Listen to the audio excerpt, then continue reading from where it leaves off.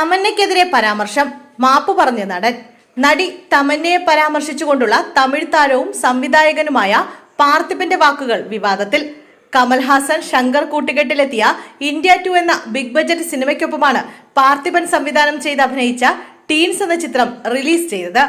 Teens തിയേറ്ററുകളിൽ ശ്രദ്ധ നേടിയിരുന്നു.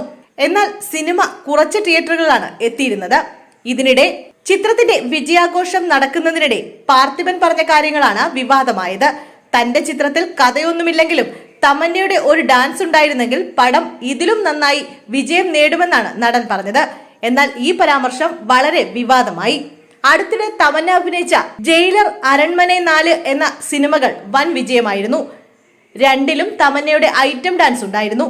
ഇതിനെയാണ് പാർത്ഥിപൻ വിമർശിച്ചതെന്ന് ആക്ഷേപമുയർന്നു. എന്നാൽ സംഭവം വിവാദമായപ്പോൾ വിശദീകരണവുമായി പാർത്ഥിപൻ തന്നെ രംഗത്തെത്തി. തന്റെ അഭിപ്രായം തമന്നയോ മറ്റേതെങ്കിലും നടിയെയോ കുറച്ചുകാട്ടാനല്ലെന്നും മറിച്ച് സമകാലിക സിനിമയിൽ കഥയുടെയും ആഖ്യാനത്തിന്റെ പ്രാധാന്യം കുറയുന്നതിനെ കുറിച്ചുമുള്ള തന്റെ ആശങ്ക പങ്കുവച്ചതാണെന്ന് പാർത്ഥിപൻ പറഞ്ഞു.